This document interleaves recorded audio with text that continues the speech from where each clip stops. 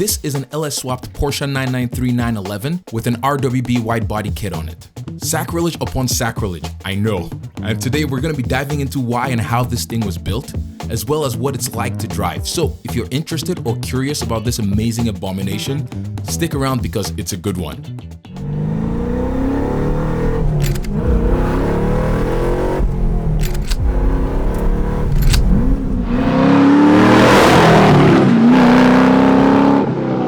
Years ago, I saw this concept from Kaisa. He had the RWB with the jumper special livery on, and it has been my wallpaper on my laptop since. I told myself if I ever had the RWB built, and this is the livery I want. My name is Will. This is my 1997 993 RWB, and this is LS swapped. So this car was a rolling chassis when I got it. It has everything but an engine. It was also an automatic. I found it on Marketplace for a really good deal, and that's when I started to think about putting a different motor in there because air coolers are expensive.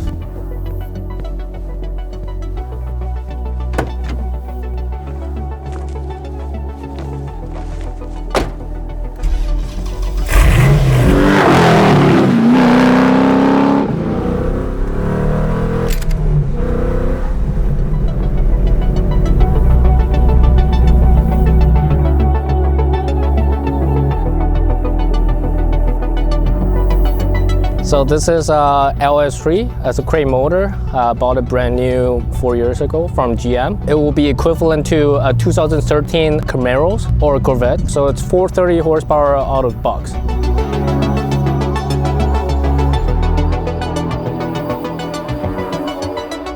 When I was younger, I browsed the internet and saw this crazy wide-body Porsche, and then found out that's the name of this Japanese guy that does all the wide-body from Japan. It's called RWB.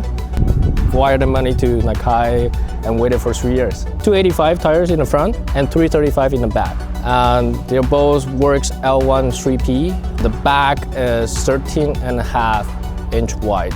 And even with that, we are still running 42 millimeter spacers. The driving dynamic is actually pretty different. I think it's all had to do with the wide body. There's way more traction. It's completely different.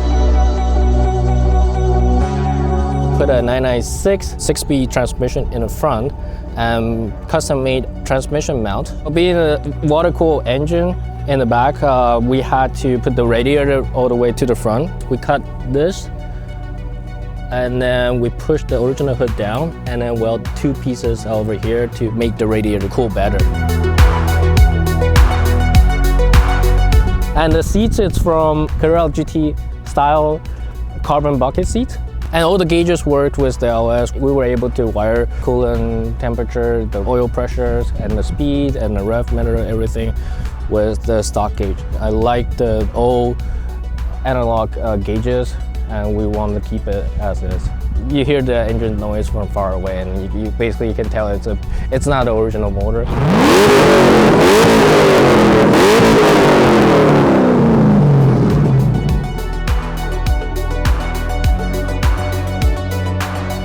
I am daily in the car. Actually, also through the winter, even when it was snowing, I was driving the car.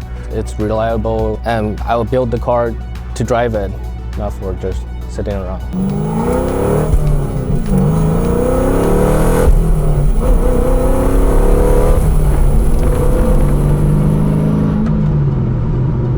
So this thing sounds amazing and looks amazing too, but I was very curious about what it was like to drive. So I hopped in the driver's seat to find out.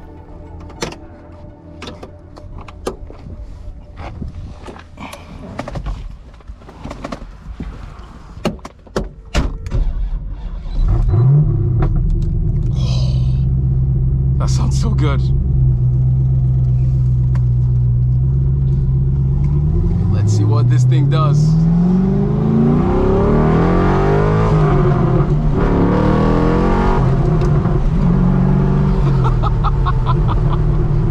Oh my gosh, this thing is amazing. The engine feels right at home, and it feels weird to say it being a Porsche. It sounds amazing, it looks amazing, and oh my gosh, it's so cool.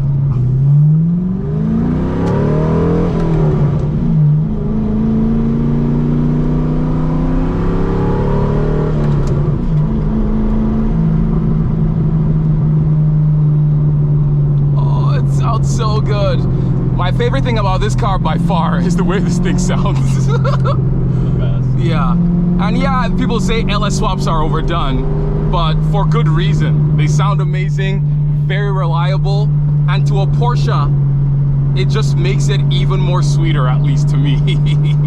It's such a cool car.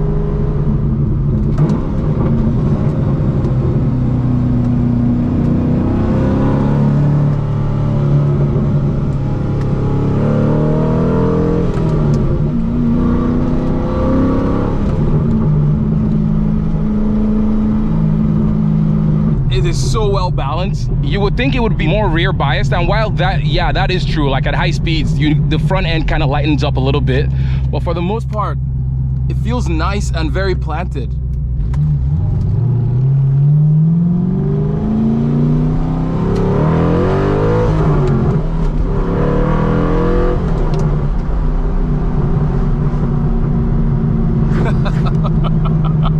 I love this thing. Some might say we'll completely ruin his 911 with the LS swap and the RWB Widebody Kit on it, but I totally disagree. He created something unique, special, and in my opinion, stupendously awesome. Thanks to my good friend Marcus from Roads Untraveled for organizing this shoot. You can check out his channel linked in the description below. Also, thanks for watching this video, and if you liked it, give it a thumbs up and subscribe to my channel if you want to see more videos like this. Bye bye.